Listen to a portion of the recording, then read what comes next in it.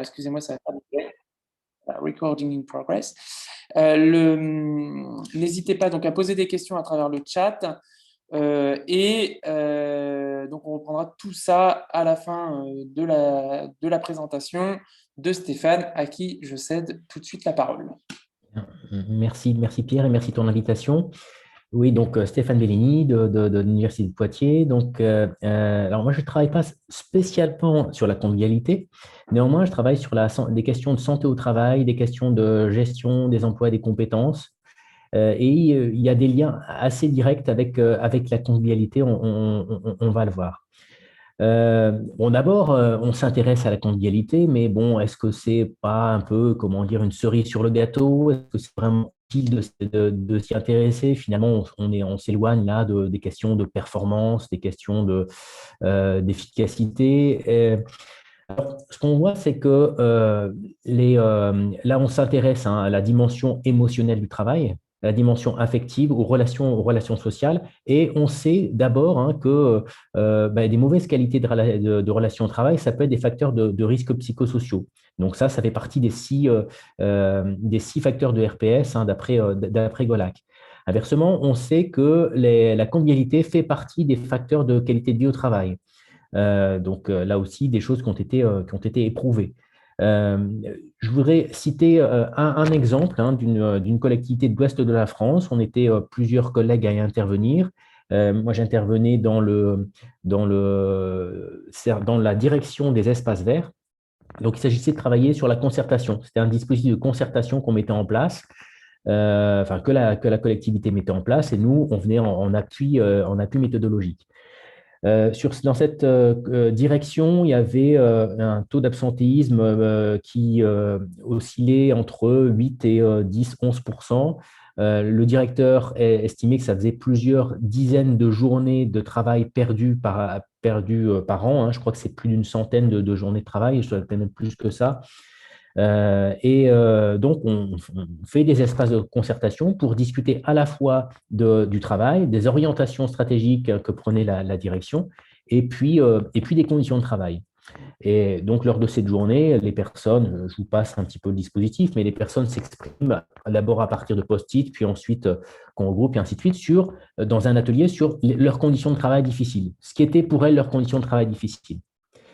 Ne connaissant pas le métier, je m'attendais à des choses du style travailler par tous les temps à l'extérieur, ramasser les feuilles en automne, une certaine lassitude qui pouvait s'installer, faire la tonte dans des terrains de sport, là où on s'engage pour passer le tracteur sur 100 mètres, puis on fait mi-tour, on avait aux 100 mètres, et pareil, une certaine lassitude. Et en fait, pas du tout.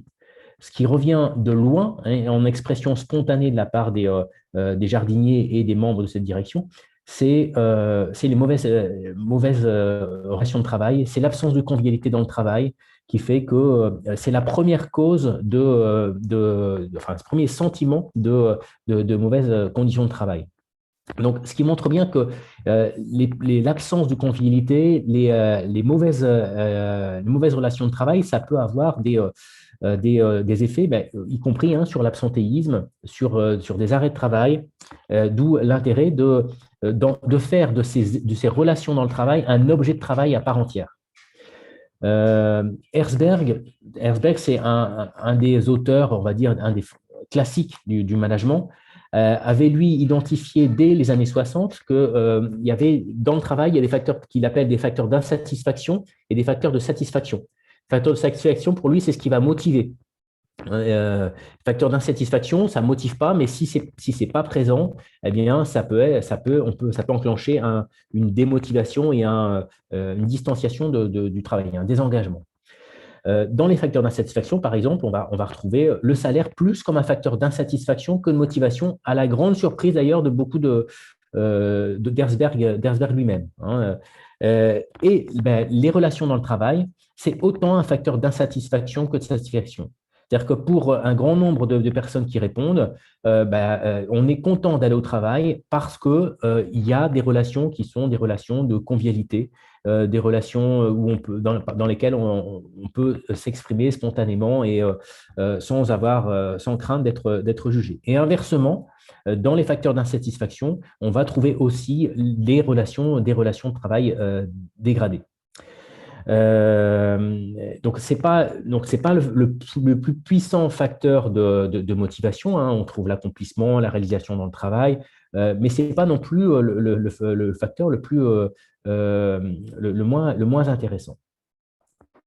Si on regarde maintenant d'un point de vue purement opérationnel, hein, si on se place purement de ce point de vue-là, à quoi sert la convivialité? Elle a des fonctions. Elle remplit une fonction d'intégration, elle remplit la fonction de construction du sentiment d'appartenance qu'on peut retrouver par la convivialité dans le travail, hein. Ça passe par, on verra tout à l'heure, par des rituels.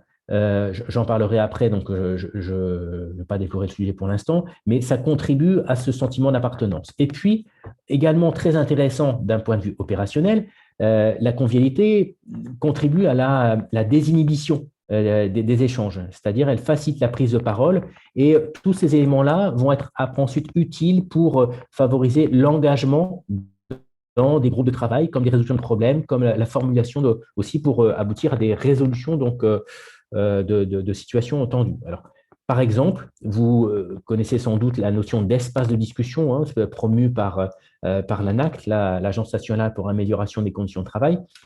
Les espaces de discussion, ce sont des espaces dans lesquels on fait du travail un objet de discussion. Donc, on va formaliser des temps. Ce n'est pas des temps informels, ce sont des temps formels où on discute en outillant cette discussion, c'est-à-dire en ayant des repères, en ayant éventuellement des statistiques, des éléments factuels, hein, sur lesquels on peut discuter et en installant ça dans une sorte de régularité de discussion et pour parler du travail. C'est-à-dire la charge de travail, les outils de travail, les procédures de travail, les quantités, bref, pour parler vraiment du travail et non pas des résultats ou de la performance. Je vais parler du travail tel qu'il se fait. Hein. Vous connaissez la distinction des ergonomes entre le travail réel et le travail prescrit. Là, c'est pour parler du travail réel dans ces espaces de discussion. Et ce que notent les chercheurs qui travaillent sur ces notions-là, j'en fais partie, c'est qu'il est plus facile d'engager une discussion sur le travail quand on est sur un groupe où il y a déjà une convivialité. Parce que la convivialité, elle permet plus facilement les échanges sans se sentir jugé, évalué par les pairs.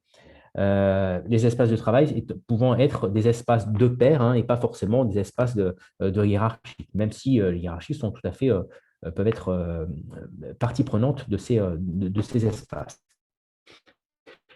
Quand on a dit ça, on peut se dire ensuite, d'accord, si la convivialité est importante, alors comment la créer?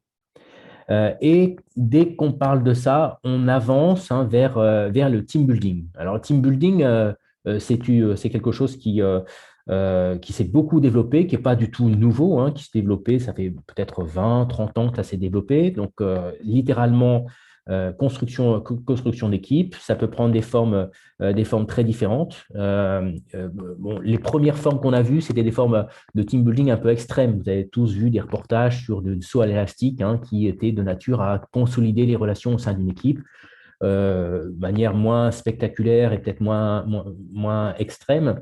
On a aussi des acrobranches et puis on peut avoir des courses d'orientation et puis on peut avoir aussi du théâtre. Donc, on peut avoir différentes activités qui vont servir de team building. On a un peu de recul par rapport à ça. Ce qu'on sait, c'est que avant tout, la convivialité dans le travail se crée dans le travail.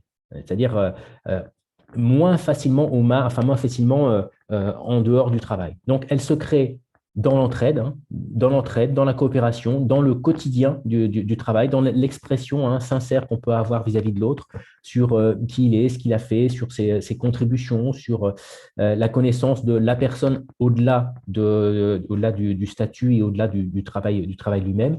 Mais ça se crée dans l'échange, dans la conduite de projet, dans la conduite des opérations quotidiennes du travail.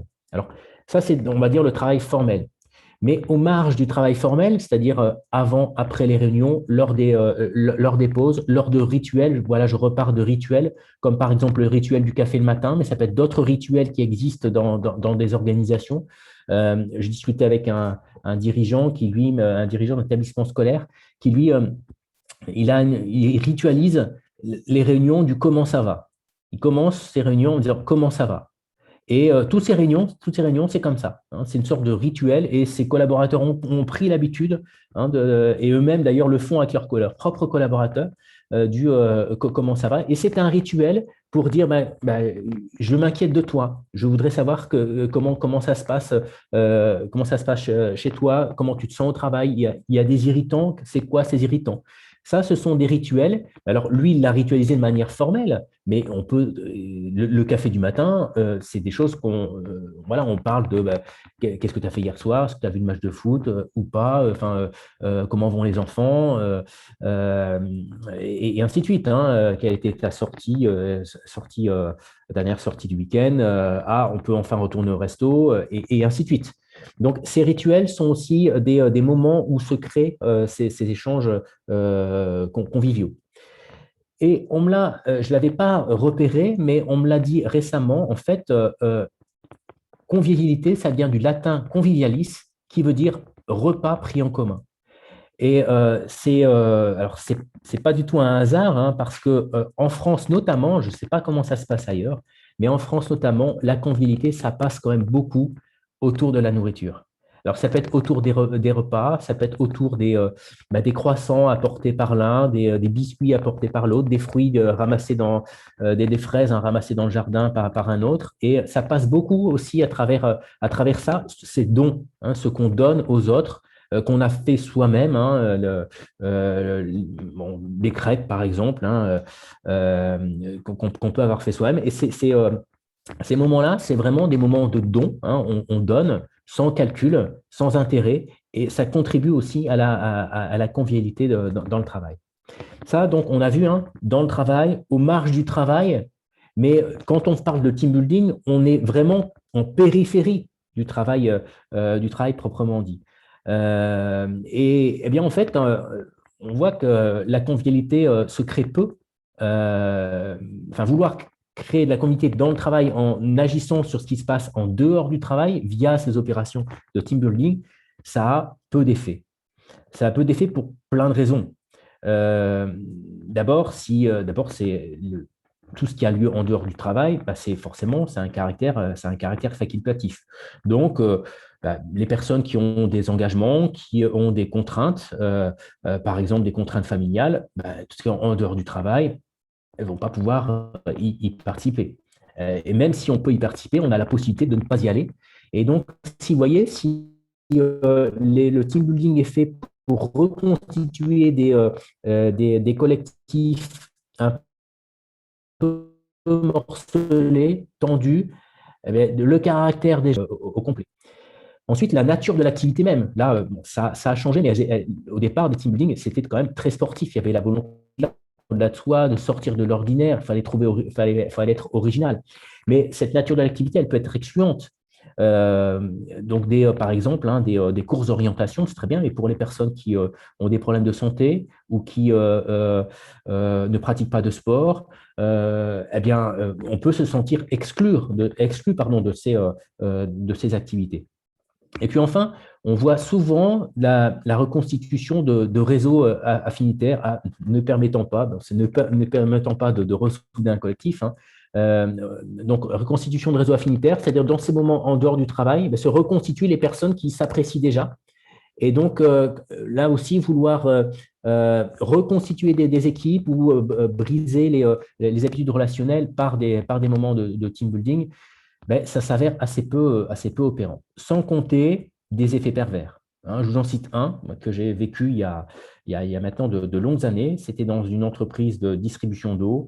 Voilà, tournoi de foot, hein, organisé, donc très masculine, hein, cette entreprise, et le choix du sport était sans doute lié à ça. Tournoi de foot, hein, voilà, et bien, à un moment donné, le dirigeant a dit, bon, alors ce tournoi de foot était étalé, hein, sur plusieurs mois, il y avait différentes équipes, bon, bref. Et à un moment donné, le dirigeant a arrêté parce que se régler sur le terrain de foot, se régler les comptes de la journée ou de la semaine. Hein. Donc, il y a eu, à un moment donné, il y a eu une jambe cassée. Donc, vous voyez, un tacle un peu appuyé. Et c'est du coup, non seulement ça n'a pas réglé les problèmes, mais ça les a accentués et ça les a même aggravés. Hein. Donc, encore une fois, tout ce qui se passe en dehors du travail, ça a une faible contribution sur la création de convivialité. Et puis, il y a aussi des repoussoirs. Des repoussoirs, c'est des modes de management qui vont être centrés sur le résultat. Pour reprendre une typologie célèbre, hein, en gros, on dit que quand on est manager, on peut être soit centré sur les résultats, soit centré sur les relations. Et puis ensuite, il y a bien sûr des intermédiaires entre les deux. Hein, et ceux qui ont fait cette typologie vont promouvoir d'ailleurs des modes de management qui à la fois intègrent les résultats et une forte préoccupation sur les relations. Mais si on a un management centré exclusivement sur le résultat et qui néglige les relations, alors là, c'est pas bon, c'est pas bien parti pour aboutir à des relations de convivialité. Ou alors, ça peut être une convivialité contre le manager. Hein, qui une sorte de, il peut y avoir des équipes qui se soudent contre un manager qui, lui, a un mauvais relationnel, mais c'est sain, c'est pas sain pour le collectif de travail. Un autre repoussoir, c'est un manque de sincérité. Hein, donc, des hiérarchies qui veulent faire convivial, mais qui n'y parviennent pas.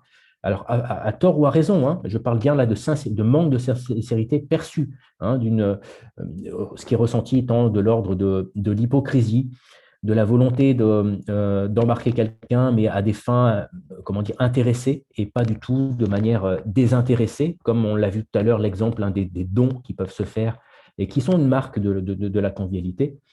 Autre repoussoir, c'est le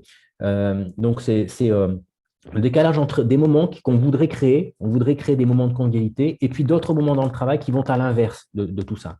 Des pressions au résultat, par exemple, des moments de centralisation où on tient peu compte de l'autre, de ses contributions. Ben là, c'est aussi un repoussoir de la convivialité. Évidemment, le quatrième point pourra sans doute paraître évident, mais des relations conflictuelles sont aussi des repoussoirs à la convivialité. Et j'ajoute une dernière chose, c'est le télétravail.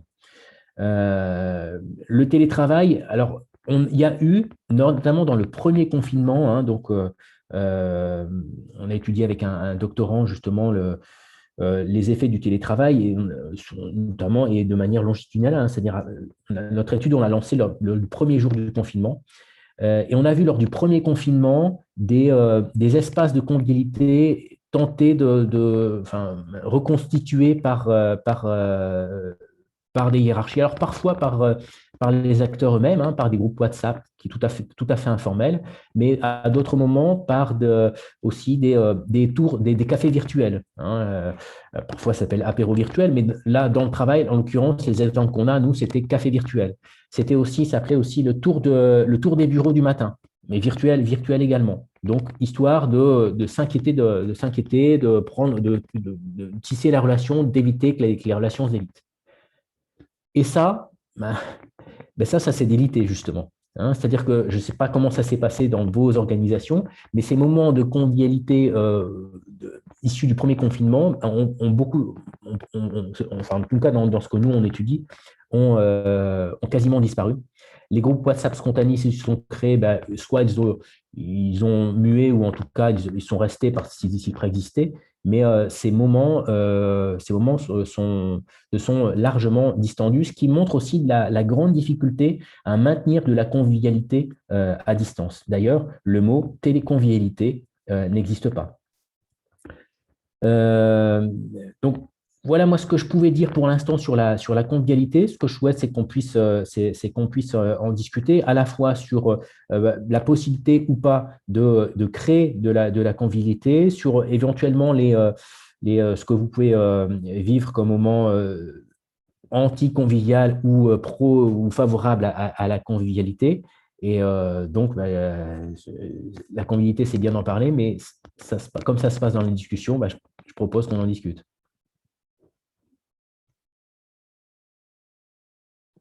Merci Stéphane. Alors, les questions sont ouvertes pour notre collègue Stéphane Bellini. Alors, je pense que vous pouvez demander à ouvrir votre micro. N'hésitez pas à le faire. La première question est toujours la plus difficile. Je laisse un petit instant. Je vais vérifier que... Alors.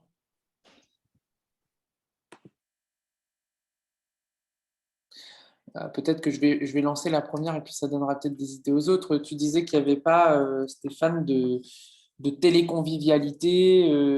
Voilà, quand on était à travers un écran, enfin une caméra et un écran d'ordinateur, est-ce qu'on ne peut pas imaginer des processus un petit peu de icebreaker en début de réunion, même avec des collaborateurs du quotidien, hein, avec qui on est en relation régulièrement par les systèmes de chat, de mail, etc., ou avec qui on partage un bureau d'habitude.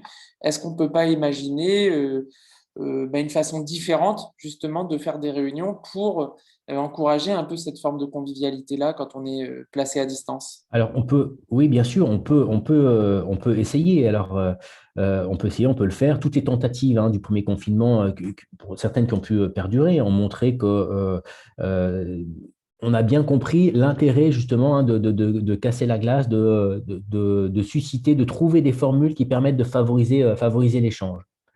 Mais ça, c'est dans une fonction, comment dire, c'est un but très opérationnel. Favoriser l'échange, améliorer la résolution de problèmes. Euh, Or, il y a une partie de gratuit, il y a une partie de don dans l'idée de convivialité. Et donc ça doit passer aussi par des moments en dehors d'un but précis, d'un but, comment dire, opérationnel. Euh, Tous ces moments qui n'ont pas d'autre but que de soigner la relation, que de manifester l'intérêt qu'on a des autres et le plaisir qu'on a de les retrouver. Hein, arriver arriver avec des crêpes qu'on a fabriquées, qu'on a fait de soi-même, c'est ça. Hein, et ça, il n'y a pas de volonté derrière comment dire, oui, de faire parler, d'animer un brainstorming ou quoi que ce soit d'autre. Alors, je vois dans Et le... justement, à distance, ce qui est difficile, c'est qu'il n'y a pas tous ces moments-là. C'est qu'on peut trouver des moments pour parler, justement, pour parler plus librement. Quand on est enseignant, on a vu la difficulté de faire participer à distance des étudiants. Donc, on peut trouver ça, mais ça a un début et ça a une fin. Il n'y a pas ces moments où on se croise dans le couloir, on peut faire une petite blague ou dire un petit mot à l'un ou à l'autre. Ça n'existe pas. Mhm. Donc, il y a Fred qui dit parole d'un DGA pendant le confinement, il est temps de revenir au bureau et de se remettre au travail. Bonjour la convivialité. Alors, je ne sais pas si du coup, je m'adresse à Fred. Je dis Fred parce que c'est le nom que je vois.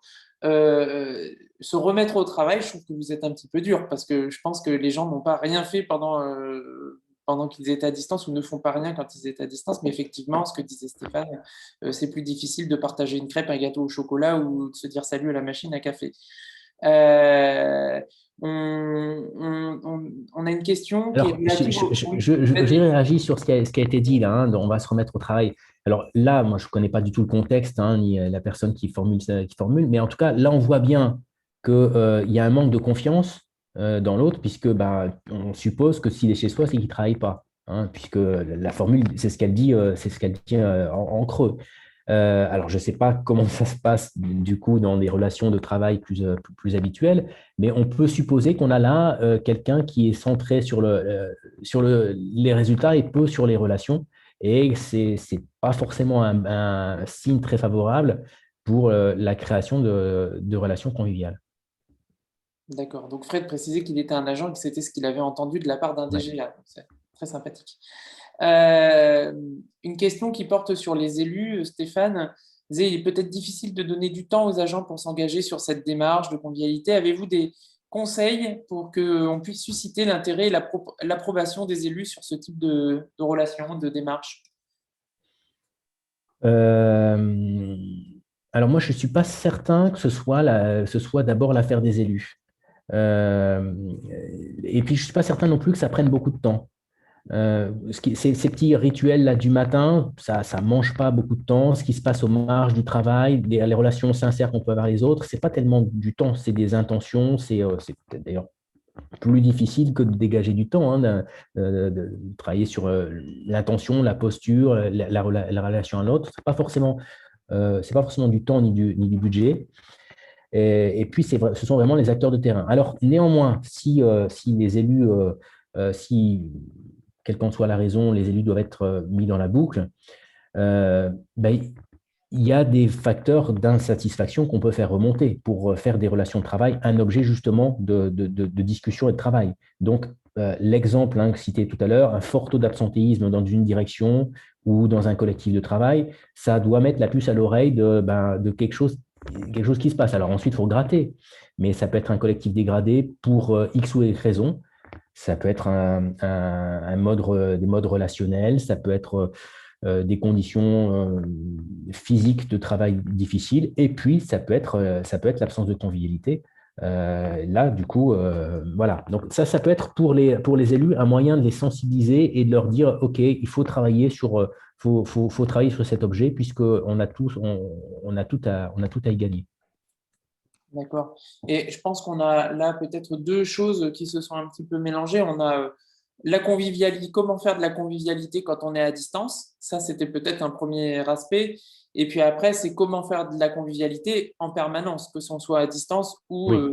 ou en présentiel. Donc ça, c'est deux choses qui finalement sont des exercices un petit peu différents parce que, comme tu disais, il n'y a pas de spontanéité tellement quand on est à distance, Mm. alors qu'il y a beaucoup de spontanéité potentielle et donc, quand on est en présentiel, donc faut créer des espaces de convivialité. Alors, David Carassus posait une question piège, évidemment. On n'attendait pas moins de lui. C'est quelles sont les spécificités, selon toi, est-ce qu'il y a des spécificités pour la convivialité dans l'espace service public ou dans l'espace public local? Est-ce que c'est différent que dans le privé? Est-ce qu'il y a des leviers différents ou des contraintes différentes, selon toi? Alors, bon, là, j'ai pas vu d'études sur l'un et l'autre, hein, sur la comparaison entre public et privé sur ce plan. En revanche, il y a des choses sur des personnes en relation avec le public. Donc, ça ne répond pas directement à David, mais un petit peu. C'est-à-dire que euh, mieux on est avec son groupe, mieux on est dans sa peau, mieux on est dans les relations avec les autres de manière générale. Et dans les relations avec les autres, c'est aussi les relations avec le public. D'où l'intérêt oui, de le travailler quand on est dans un service et en relation avec le public.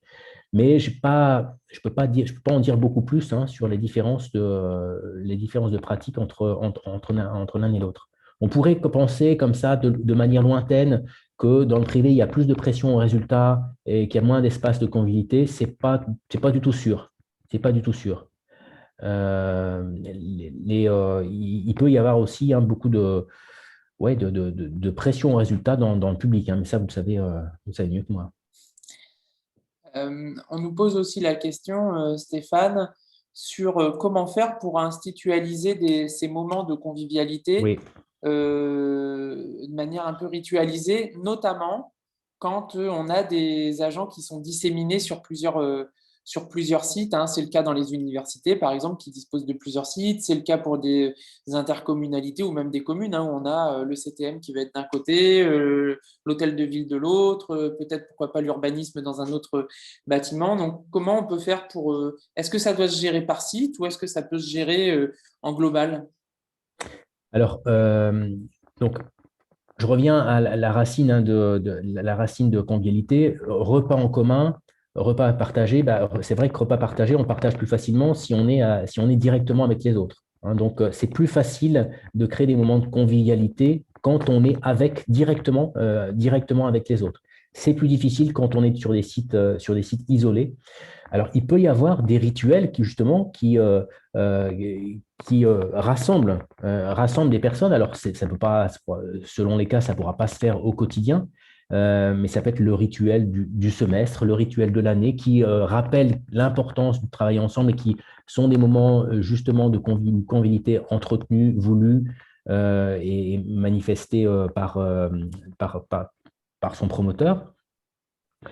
Euh, et puis, il peut y avoir comment dire, ça passe aussi par des mots, hein, la convivialité, par les mots, la manière de s'adresser aux personnes. Donc, dans les échanges qu'il peut y avoir, que ce soit par téléphone, par mail, il peut y avoir. Alors, ça ne fait pas tout, évidemment. Hein, ça ne fait pas tout et ça ne compense pas l'absence de présence, hein, l'isolement. Hein. Mais là, on l'a vu les uns et les autres. Hein. C'est difficile de dire quelqu'un qui travaille seul, de manière complètement solitaire, qu'il a un travail convivial, même s'il reçoit des messages positifs, des messages sympas, des attentions. Ces attentions peuvent donc lui être envoyées. Le rappel qu'il fait partie d'un ensemble, donc il bénéficie, il a les mêmes informations que les autres, ça fait partie d'eux, mais ça reste une limite du développement ouais, de la convivialité au travail. Alors, on a un commentaire aussi que je vais peut-être essayer de compléter, mais est-ce que ces moments de convivialité, alors numérique ou physique, hein, qu'on ferait, ça peut pas être considéré par certains agents comme encore une réunion de plus, comme de la réunionnite aiguë, parce que déjà qu'on est assez sollicité, hein, notamment quand on est en télétravail. Et une question peut-être complémentaire, c'est finalement quel est le processus de construction de cette convivialité, parce que est-ce que ça peut s'imposer? Ou est-ce que ça se construit dans le temps? Quelles sont les modalités que tu as pu retenir de cette construction de la convivialité? Alors, si d'emblée on se dit la convivialité, là, c'est la réunionnite, bah, c'est mal parti, hein. On peut dire que c'est perdu d'avance là. Hein. Euh, alors, comment ça se construit? Alors, ça fait partie des mystères. Hein. Comment on crée une convivialité dans un groupe? C'est évidemment, on ne peut pas donner de recette universelle. C'est difficile de dire qu'on peut le créer de manière artificielle. Hein, on peut créer des rituels, créer des petits rituels dont on parlait. Et puis ensuite, ça va se passer beaucoup dans ces relations informelles du travail ou, encore une fois, par les attentions, les paroles qu'il peut y avoir adressées aux uns ou aux autres. Beaucoup de choses se passent dans ce domaine-là. Et puis, euh, elle vient beaucoup des acteurs eux-mêmes. Hein. Vous êtes chef d'un service, vous pouvez créer des rituels, ramener des crêpes vous-même. Bon, ben, on va passer du temps, peut-être le faire tous les soirs, ça fait un peu long. Euh, et puis espérer peut-être qu'il y a un relais, de créer une dynamique. Mais si vous faites face à comme un refus obstiné des acteurs de prolonger la démarche, ben ça va être compliqué d'y parvenir. Euh, donc, il n'y a pas de recette miracle. Hein. Je ne parle pas des crêpes, hein. Je parle de la convivialité. Il n'y a pas de recette miracle pour y parvenir. C'est certain, des intentions, il y a une posture, une intention du manager, hein, à faire attention, justement, l'intention de faire attention aux autres qui se manifestent par des gestes dans le travail, par ces rituels dont on a parlé à plusieurs reprises déjà. Merci. Pour faire le lien avec une autre question qui a été posée tout à l'heure, quel lien ça peut faire à la fois avec la stratégie de l'organisation? Est-ce que ça peut être affiché? Est-ce que ça doit être affiché dans la stratégie RH, par exemple, de l'organisation, publique ou privée d'ailleurs, hein? Et quel lien on fait avec la dimension, en tout cas en sens de gestion, avec la culture organisationnelle? Alors, la convivialité, en tout cas, moi, j'ai jamais vu comme étant affiché comme une fin. C'est un moyen, mais ce n'est pas une fin. Hein. C'est-à-dire, c'est un moyen d'atteindre des objectifs.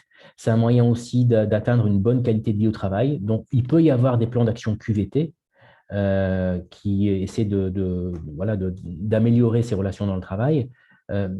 Mais personnellement, je n'ai jamais vu un plan d'action formellement institué développement de la convivialité. Hein. Donc, des plans d'action QVT, oui, mais des plans convivialité, jusqu'à présent, je n'en ai pas vu. Ta deuxième question, c'était C'est quel lien on avait avec, mais tu viens d'en parler, avec la culture de l'organisation. Parce que finalement, mais c'est peut-être plus un commentaire qu'une question, on remarque que parce que culturellement dans l'organisation, ça s'est créé comme ça et qu'il y a des espaces de convivialité, je sais pas, moi, il y a des rituels aussi, le repas de Noël, le repas à je sais pas quel moment, et parce que c'est inscrit dans l'ADN de l'organisation, finalement, la convivialité, c'est un moyen de la culture. Donc, je pense que ça, on peut faire ce lien-là. David posait aussi la question de, finalement, comment on peut agir, quels sont les leviers managériaux qui vont pouvoir conduire à l'amélioration de la convivialité. Et finalement, tu faisais le lien avec la qualité de vie au travail. Donc, est-ce qu'il y a des leviers, des pratiques managériales spécifiques pour encourager cette convivialité au sein d'une organisation? Sur la culture, hein, sur la culture, oui, il y a des aspects culturels, mais il y a des microcultures aussi. Une entreprise, c'est pas une culture. Une entreprise, une collectivité, c'est pas une culture unique, c'est des microcultures. Hein. Regardez les métiers dans une collectivité, c'est des dizaines de métiers. Et donc, chaque métier peut avoir aussi sa culture particulière, sa géographie particulière. On voit des espaces des modalités relationnelles différentes en fonction de là où on est. Par exemple, la manière de se parler. Hein, elle peut être très différente si on est dans les métiers très techniques. Et d'ailleurs, là, ça m'y fait penser, il y avait une collectivité qui, pour ses services techniques, avait souhaité féminiser davantage les services techniques. Et ils avaient remarqué l'intention, c'était de dire en les féminisant, on changera aussi les modes de relation. Et la personne qui me relate cet exemple me dit qu'elle a eu des retours par une restauratrice. Voilà, l'équipe technique, elle est souvent chez une restauratrice qui elle-même dit depuis que vous avez des femmes dans l'équipe, les hommes se comportent mieux. On ne parle plus de la même manière. Vous voyez, donc, alors, c'est peut-être là, c'est un exemple, on ne peut pas généraliser, mais tout ça pour dire qu'il y a des cultures locales aussi, et qu'on ne peut pas forcément agir globalement, mais il faut regarder très localement comment les choses se passent. Sur comment dire, les leviers d'action, alors je ne vais pas reparler du rituel, on en a parlé suffisamment, mais c'en est un. Sur les styles de management, ça c'en est un autre. Et enfin, je parlais d'espace de discussion. L'espace de discussion, c'est faire du travail un objet de travail, justement, le poser comme étant un objet à faire évoluer. Bien, dans un collectif dégradé, les relations de travail peuvent être posées comme étant un objectif à part entière. Alors là, on n'est pas encore sur la convivialité, on est sur comment ressouder un collectif dégradé ou défaillant. En général, la question ne se pose pas si tout va bien ou s'il n'y a rien de problématique. Mais la question va se poser le collectif va être dégradé. Alors, on a encore plusieurs questions. Je poursuivrai juste sur l'histoire de la culture. Est-ce que les nouvelles formes d'organisation plus horizontales, le fait de décloisonner les bureaux, d'avoir la direction au sein par exemple, des services, plutôt que dans une tour d'ivoire, ça contribue ou ça peut contribuer à l'amélioration de la qualité de vie au travail et donc de la convivialité au sein de l'organisation? Et il y a une question aussi, finalement, sur la taille de l'organisation, la taille des équipes. Est-ce que ça joue sur les espaces de convivialité? Est-ce que c'est plus convivial finalement quand on est 50 ou quand on est 10? Il n'y a pas de lien. Il n'y a pas de lien entre la taille. Une petite équipe, ça peut être plus douloureux même. Si on ne s'entend pas dans une petite équipe, on n'a pas la possibilité de constituer un réseau affinitaire qui est protecteur. Dans une grande équipe, alors dans une grande équipe, il peut y avoir, si je parle de 50 personnes, 50 personnes, bon, c'est difficile de faire en sorte que 50 personnes soient ensemble tout le temps et qu'il y qui est dans un réseau affinitaire unique. Non, mais dans une grande équipe, il peut y avoir des sous-ensembles. Et si on est une grande équipe avec un minimum de valeurs partagées, avec une capacité à travailler en commun, avec tiens, un levier dont j'ai pas parlé, mais avec une inspiration des principes de la communication non violente. Hein, la communication violente, c'est-à-dire ne pas juger l'autre, essayer de comprendre, d'être factuel dans son propos, résoudre les problèmes de manière constructive. Ça, c'est aussi un levier. Mais vous voyez, si une équipe, même nombreuse, est inspirée de ces principes-là, il y a plus de chances que s'y développe de la convivialité que dans une petite équipe.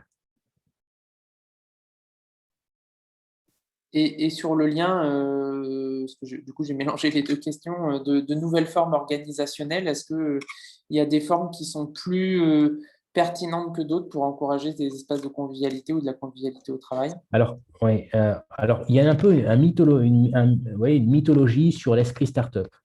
Hein, qui est l'esprit startup qui serait très convivial, on met des baby-foot, des poufs, voilà, on repeint la salle en couleur vive et tout le monde va bien s'entendre, hein, ça va être super, une super ambiance. D'ailleurs, on se tutoie tous, tout le monde vient en jean, on n'arrive pas à reconnaître le patron enfin physiquement, hein, le patron du collaborateur. Ça tient davantage de la mythologie que de la réalité. Euh, alors qu'on ne reconnaisse pas, ça peut être vrai. Hein. Ça, qu'on ne reconnaisse pas, ça m'est déjà arrivé. Néanmoins, les relations hiérarchiques, elles existent quand même. Il y a bien quelqu'un qui recrute, quelqu'un qui décide du niveau de salaire, quelqu'un qui peut virer aussi. Il y a bien un travail qui peut être tellement pressurisant. Ça, c'est un témoignage direct là-dessus. Hein. Il y a un baby-foot, mais on n'a pas le temps. On ne l'utilise jamais parce qu'on n'a pas le temps. Et il peut y avoir cette volonté, hein, ça c'est tout à fait contemporain et ça, on le retrouve partout. La volonté de passer de relations hiérarchiques, verticales, à des relations plus horizontales, qui se remarquent par plein de choses. Il y a 30 ans, on s'appelait par son nom, on s'appelle aujourd'hui par son prénom. Le fait de marquer les relations hiérarchiques, y compris d'un point de vue vestimentaire, ça s'atténue fortement. Maintenant, il n'est pas rare, hein, bon, moi qui vais dans des organisations publiques et privées depuis longtemps, j'ai vu l'évolution. Avant, je me déplaçais toujours en cravate dans des entreprises, jusqu'au jour où j'ai compris que j'étais plus le seul à porter une cravate. Et donc, j'en mets plus aujourd'hui. Et je retrouve la cravate, on la voit plus que, enfin, en tout cas, moi, je la vois plus que dans les sièges des banques et que dans les rectorats, ou dans des niveaux hiérarchiques très élevés d'entreprises, surtout des grandes d'ailleurs. Mais sinon, ça a disparu, mais ça concourt à, comment dire, à l'affaiblissement du lien hiérarchique, hein, l'horizontalité des échanges qu'on veut en tout cas promouvoir. Ça, c'est ce qu'on veut promouvoir. Mais après, dans les faits, il n'en reste pas moins vrai qu'il y a celui qui prescrit le travail et celui qui l'exécute, celui qui décide du contrat et celui qui l'applique. Hein, donc, ça fait partie des ambivalences, hein, des ambiguïtés des formes d'organisation contemporaine. Et derrière ça, on voit bien la volonté de créer de la convivialité, mais parfois de manière artificielle. Hein, sauf que ça ne marche pas toujours si ça tient uniquement à ça. Hein, le taux de rotation du personnel dans des startups, il est élevé aussi. Hein. Il ne faut pas croire que le modèle Google, hein, là aussi, hein, qu'on connaît, hein, avec salle de pause, salle de sieste, hein, on y va quand on veut. Distributeur de boissons à volonté gratuit, pareil, on y va quand on veut. On ne pointe pas. Apparemment, comment dire, une certaine décontraction dans les échanges. Oui, mais ça, c'est la contrepartie d'un investissement dans le travail qui est aussi très fort, hein, et avec un affaiblissement de la séparation entre la vie professionnelle et la vie personnelle. Donc là, on n'est pas du tout on n'est pas du tout à ce niveau-là. Et vouloir promouvoir la convivialité, ça ne veut pas dire que accepter d'aller dans cette tendance-là. Une autre question qui me paraît assez importante à ce moment-là, c'est OK, admettons, on a un manager, un élu qui encourage les moments de convivialité, où les moments de convivialité se multiplient de manière à permettre une bonne qualité de vie au travail, mais on a un ou des parasites sur ces actions de convivialité qui, par leur présence ou leur absence, perturbent ces moments-là. Comment on gère ou on autogère, est-ce que ça s'autogère, autorégule ces parasites là dans l'organisation? Comment on peut faire? Alors, c'est sans doute d'ailleurs plus par leur présence que leur absence, mais là, bon, là, ça dépasse comment dire, mes compétences. Là, c'est du ressort de la psychologie. Alors, il y a des ouvrages là-dessus, hein, et puis il y a des spécialistes de la gestion des personnalités difficiles. Si on en vient jusqu'à parler de quelqu'un qui parasite, hein, on a entendu parler de management de relations toxiques. Donc là, on dépasse les situations ordinaires. Et là, c'est un traitement plus individuel qu'il faut opérer. Alors là, pour le coup, et là, je reviens sur la question de David, il y a peut-être plus de marge dans le privé que dans le public. Hein, c'est-à-dire que si, comment dire, ça peut être jugé comme étant une faute professionnelle si on arrive à prouver, à rendre factuelle la toxicité des échanges. Et il peut y avoir une éviction plus facile dans le privé que dans le public. Même si dans le Et public, c'est possible réglementairement, mais factuellement, ça l'est, mais on le retrouve moins. justement, pour aller sur cette thématique-là, quand on regarde l'entreprise libérée, quand on regarde ce qu'a écrit Zobrist sur la question, il évoque une autorégulation du groupe Oui. et une éviction presque automatique et volontaire de la part de ces fameux parasites, parce que lui, il parle beaucoup justement du terme de parasite, parasitos, Mm. qui vit aux dépens d'eux. Est-ce que là, on est sur une même thématique? Est-ce que justement, ces moments de convivialité, ils ne peuvent pas aussi servir à cette décompression et à ce que les parasites soient en auto-retrait, quoi? Alors, pour resituer, hein, Zobrist, il parle de suppression des formes de contrôle dans l'entreprise, il parle de gain d'autonomie, de décentralisation des décisions au plus près du terrain et pris en charge par les acteurs qui font le travail, hein, donc avec parfois même dans le mouvement de l'entreprise libérée, ça va jusqu'à une disparition de la hiérarchie intermédiaire. À aucun moment, il parle de convivialité. Néanmoins, on a des groupes qui s'autorégulent effectivement, puisque les responsabilités sont telles qu'il y a une pression du groupe pour faire en sorte que ceux qui n'adhéreraient pas sortent du groupe. Et là, on est dans des entreprises privées. Alors, il y a des administrations, hein, qui ont tenté le principe de l'administration libérée.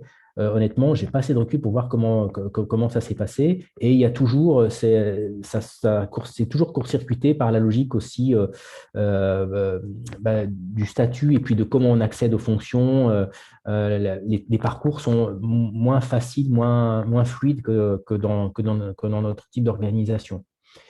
Donc, pour revenir à ça, alors, il y a sans doute, hein, donc, ce qu'on peut voir pour ceux que ça intéresse, hein, c'est vraiment intéressant. Alors, je n'ai pas dit que c'est un modèle, hein, mais c'est intéressant de voir comment une organisation peut fonctionner sur un tout autre modèle que ce qu'on a l'habitude de voir, hein, avec un affaiblissement des hiérarchies, développement de l'autocontrôle par rapport au contrôle. Il y a beaucoup de vidéos qui circulent. Dans ce qu'on voit, on voit effectivement des relations de travail faites de convivialité. Mais on voit très clairement que cette convivialité, elle est créée dans le travail, justement. Parce qu'il y a une responsabilité, parce qu'on se sent impliqué dans le travail, parce qu'on interagit avec les autres pour résoudre les problèmes du travail. Donc, elle se crée dans le travail. Il n'y a pas besoin de faire du saut élastique là pour créer la convivialité. C'est intéressant ce que tu dis là justement parce qu'on a noté ces dernières années un renforcement des pratiques de team building où finalement on a des choses un peu imposées ou quand il n'y est pas ou parce que tu peux pas, parce que c'est un temps de travail, tu es un peu le vilain petit canard, tu n'es pas venu au moment de convivialité. Donc ça veut dire que tu séparerais les moments créés hors mur et la vie au quotidien dans le service au sujet de la convivialité, parce que tout le monde n'a Complètement. pas forcément envie d'aller, je sais Ben pas oui. moi, faire du foot bulle avec les collègues, quoi. Oui, oui, non, mais absolument, absolument. Je séparerai complètement ce qui est de l'ordre du travail de la marge du travail, hein, c'est-à-dire ce qui se passe à côté des réunions, là, précisément ce qui n'existe plus quand on est en télétravail. Hein. On va en réunion, on se croise, on discute 2 minutes, ce qui se passe avant, après, voilà. Et puis alors, le hors-travail, pour moi, c'est ce qui est moins susceptible de contribuer à la convivialité. Alors, je sais bien qu'il y a un marché, hein. Le team building s'est développé parce qu'il y a un marché du team building, hein. Donc, et puis, voilà, je ne sais pas si on est à l'apogée de la mode ou si cette vague est en train de descendre, je n'en sais rien. Mais j'ai l'impression que beaucoup d'organisations s'y sont essayées et ont vu aussi les limites de ces opérations-là. Hein, je connais une organisation sur Poitiers elle n'a jamais eu autant d'absentéisme depuis qu'ils font des team building. Peut-être l'urgence, ce serait d'arrêter le team building et se préoccuper d'autre chose, parce qu'évidemment, le problème, il est ailleurs. Hein, si on le crée parce qu'il y a un problème, je conseillerais de ne pas le faire et de s'attaquer au problème à la racine du problème. Est-ce que c'est pas la problématique du one shot, justement? C'est que c'est pas parce que je fais une fois un team building à l'extérieur que pendant l'année, que ça va régler tous les problèmes de Ben, l'année. Est-ce que c'est pas la multiplication oui, exactement. d'éléments? Oui, et puis si, il y a de mauvaises relations parce que les tâches ne sont pas bien définies, parce que les process sont trop lourds, parce que ceci, cela, aller faire je sais pas moi, du kayak ou la descente de la Dordogne voilà, en canoë, c'est pas ça qui va régler le problème. Donc oui, pour moi, il est important, s'il faut améliorer les relations de travail, qu'elles tendent vers des relations plus conviviales, il faut s'attaquer aux racines du problème. Très bien. Est-ce que on a d'autres questions à poser ou à soumettre à la sagacité de Stéphane Bellini dans la salle virtuelle? Alors, juste, il y a une question qui vient de poser en plus. Est-ce que des actions sur le savoir-être peuvent être envisagées en parallèle? Alors, on peut imaginer des actions de formation aussi, peut-être. Oui, alors bien vu, mais c'est le plus difficile, hein. C'est le plus difficile, hein, de travailler sur le savoir, sur le savoir-faire. Bon, on sait faire en formation, travailler sur le savoir-faire. Aujourd'hui, on parle davantage de soft skills, hein. C'est pareil, on parlait de mode tout à l'heure. On est dans la période du soft skills qui avait un peu près la même chose que savoir-être. Mais ça, c'est plus difficile, hein. Quelqu'un qui demande à quelqu'un d'être plus ouvert relationnellement, il peut avoir de la formation, même de manière intensive. On sait que tout ce qui est vraiment attaché à la personnalité, il peut y avoir des changements, hein. On a probablement tous vu des personnalités s'ouvrir ou se fermer, des modes relationnels évoluer, mais ça se fait dans le temps et ça ne se fait pas que avec de la formation. Ça se fait aussi beaucoup en situation de travail, avec un collectif de travail qui fait évoluer les personnes, éventuellement avec des objectifs qui sont assignés aux personnes qui mettent l'accent sur ça. On est dans une période comment dire, qui crache un peu sur le coaching et le développement personnel. On est passé d'une période où c'était un peu mis sur un piédestal et là, c'est un peu mis sur un pilori, hein, contesté pour comment dire, l'individualisation excessive des relations. Je partage une partie de ces critiques. Néanmoins, c'est quand même un bon moyen de travailler justement sur ses savoir-être, sur qui on est, comment on interagit avec les autres, comment on peut faire évoluer ça. Alors, très bien, il y a une dimension qui peut être culpabilisante, mais il faut après trouver la manière d'agir. Ce qui est certain, c'est qu'une formation livresque ou théorique sur les savoir-être ne dit pas grand-chose. On évoque aussi. Alors, Lorraine évoquait en rebond de ce que tu disais précédemment et puis aussi ce que tu avais évoqué sur le foot, là où les problèmes sont réglés sur le terrain. On s'est rendu compte que pour certains agents, ne pas participer au team building, c'était une forme, ça pouvait servir de protestation sur la façon dont le service était dirigé. Eh oui, oui, absolument. Donc, ne pas venir, c'est dire, c'est pas que j'ai pas envie de passer du temps avec les collègues, mais c'est que je suis contre la façon que vous avez dirigé le service. Ça peut être C'est un ça. signal. Ça peut être un signal envoyé, hein. Je ne viendrai pas parce que je n'ai pas envie de venir. De toute façon, ça se passe mal ça se passe mal au bureau. J'ai pas envie d'y participer. Ça peut être ça. Ça peut être aussi plein d'autres choses, hein, mais ça peut être une forme de protestation. En tout cas, Après, s'il y a une désaffection majeure de ces opérations organisées, ben, à un moment donné, là, il y aura des questions à se poser, effectivement. Oui, c'est la question que j'allais te poser justement. C'est quand face à ça, alors qu'on essaye de faire ça, on a ce retour, qu'est-ce qu'on peut faire, quoi? Ben, alors, c'est peut-être, comment dire, c'est ce signal qui peut faire ouvrir les yeux. Si, c'est un signal de plus, mais bon, est-ce qu'on peut faire voir un aveugle, je ne sais pas, quelqu'un qui ne veut pas voir des problèmes, bah, parfois il ne les voit pas. Euh, donc ça peut être peut-être, c'est la désaffection, la désertion de ces moments-là, peut-être un signal d'eux. Mais si quelqu'un ne l'a pas vu avant, bon, je ne suis pas sûr qu'il le perçoive par la suite. Et Angelina Carnin dans le chat dit quelque chose qu'on a pu constater, c'est est-ce que finalement le fait que certains ne viennent pas, c'est aussi pour dire j'ai ma vie perso, j'ai ma Oui, vie ben voilà, ça pro, peut être ça aussi, oui. et on note de plus en plus, malgré le télétravail, etc., que on l'a constaté, hein, avant on organisait par exemple des petits déjeuners dans les entreprises ou avec des entreprises, on l'a vu à l'université, ou des déjeuners, des dîners, et plus personne ne vient à ce type de, ou très peu de personnes ne viennent à ce type d'organisation parce que ça empiète sur la vie perso. Comment on fait pour jongler entre ce qui relève du perso et du pro quand on fait de ces moments de convivialité-là? Euh, je- alors, d'abord, ça, c'est une des limites de ces actions-là, puisque c'est au bon vouloir des personnes, c'est sur le temps personnel. Sauf ça, mais là, on parle bien d'opérations de team building, hein, d'opérations à l'extérieur des organisations, hein, dont j'ai dit qu'elles étaient peu opérantes finalement, et dont il fallait attendre peu de résultats. Donc, pour moi, c'est pas sur ça qu'il faut, pas sur ça qu'il faut agir. Mais c'est les rituels je reviens sur ça, hein, mais voilà, ces rituels du matin, ça peut être aussi le tour du bureau fait par un chef de service pour se renseigner sur qui fait quoi. Ça peut être, enfin, d'autres formes qui montrent ce souci des autres et l'intérêt de faire équipe, quoi, hein, d'être ensemble.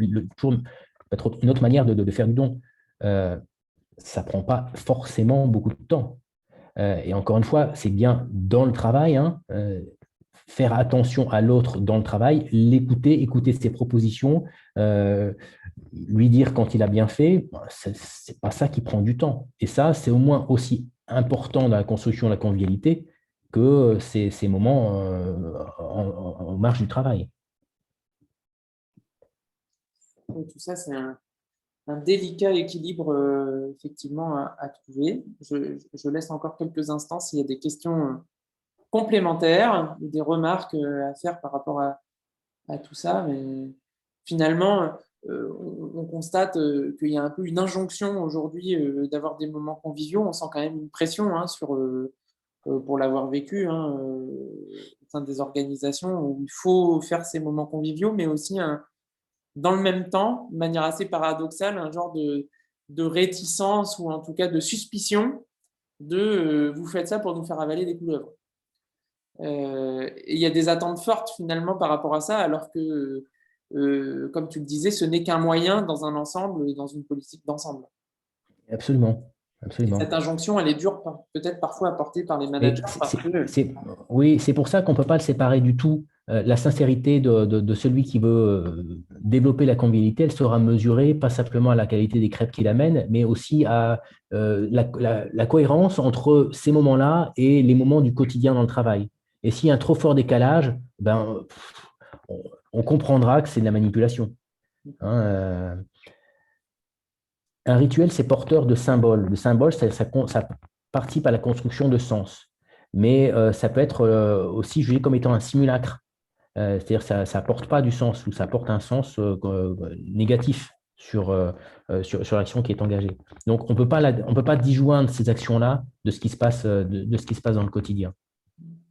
et j'ai peut-être une petite question un peu délicate peut-être, mais admettons, j'arrive dans une organisation, je constate qu'il existe un rituel ou une habitude hein, de convivialité. Je vais donner un exemple. À 9h15, tout le monde au café. Sauf qu'à 9h15, tout le monde vient d'arriver. qu'il y a quand même de l'activité à faire, d'accueil, de tout comme ça, mais que tout s'arrête parce qu'à 9h15, c'est café depuis 20 ans, c'est comme ça, que le directeur précédent ou le responsable précédent, c'était comme ça. Est-ce que je peux casser ce rituel? Et quels sont les risques et comment je peux faire pour casser ce rituel? Parce que selon l'analyse que je peux en faire, hein, si je suis le nouveau manager, ben, vient perturber le travail ou la façon dont moi je perçois comment le travail devrait être organisé. Parce qu'il y a un risque quand même là. Oui, alors d'abord, il faut distinguer le rythme de la routine. Hein. La routine, c'est quelque chose qu'on fait sans plus penser à rien et qui n'apporte pas forcément du sens, alors que le rituel en a. Donc, qu'est-ce qu'il y a derrière le rituel? Est-ce que c'est le moment de se retrouver ensemble? Est-ce que c'est le seul moment? Est-ce que ça peut être un autre moment? S'il y a l'idée de se retrouver ensemble et de, d'avoir une sorte de fenêtre ouverte, hein, indépendamment de bulles, en dehors du travail proprement dit, bah, peut-être que cette bulle peut être déplacée.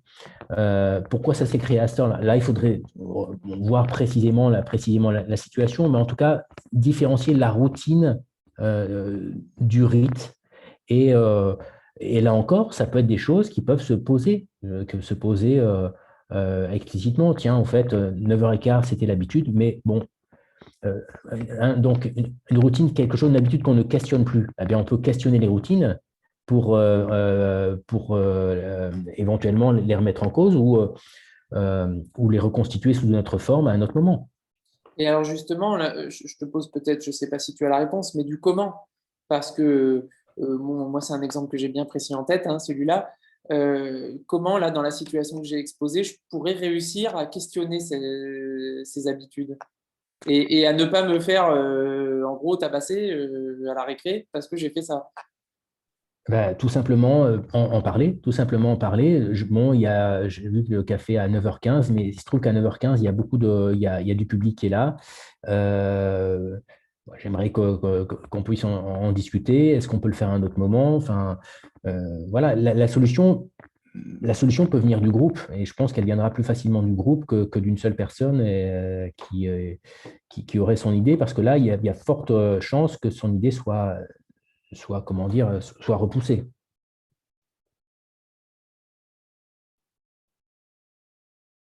Ah, je ne Parfait, t'entends pardon, plus. j'avais coupé mon micro. Merci Stéphane. Je laisse une dernière chance pour une dernière question avant qu'on coupe. Comme ça, on respecte le timing des 1 heure sur ces webinaires, parce qu'on essaye de respecter ce temps pour laisser aussi à chacun. C'est nouvelle façon de faire et garder du temps dans la journée pour chacun. Puis là, c'est l'heure du déjeuner pour tout le monde. Est-ce qu'il y a une dernière question? Alors, il y a Khalil qui dit paradoxe, subordination et convivialité. Alors, Oui, complètement d'accord. Oui, oui, non, mais on est sur des choses tout à fait paradoxales, mais on ne joue pas au même niveau. Le lien de subordination, c'est un lien contractuel. Et la convivialité, c'est de l'ordre de la relation qui peut dépasser, ou on a en tout cas un autre niveau. Hein. On est tous dans un lien de subordination. Ça n'empêche pas qu'on peut être aussi dans des relations conviviales avec les chefs et même avec les chefs de nos chefs. oui, c'est une bonne question. Effectivement, on n'y pense que à la fin, là, mais j'ai pu constater que parfois les moments de convivialité peuvent conduire à des moments d'insubordination. C'est-à-dire qu'il y a une confusion qui peut se faire parce que la frontière se coupe ou en tout cas disparaît dans les moments de convivialité. Et quand on se retrouve au boulot, mais pourquoi tu me dis ça alors qu'hier on se tapait dans le dos, quoi. Ça aussi, ça peut arriver. Un empiètement, hein, effectivement, c'est ce que dit Khalil. Eh bien, écoutez, on va s'en tenir là. Merci beaucoup, Stéphane Bellini, donc de l'IAE de Poitiers, je le rappelle, hein, pour être intervenu, pour avoir enrichi ce webinaire donc du JIS Optima. On vous tiendra au courant pour les prochains webinaires qui seront organisés très certainement désormais à partir de septembre.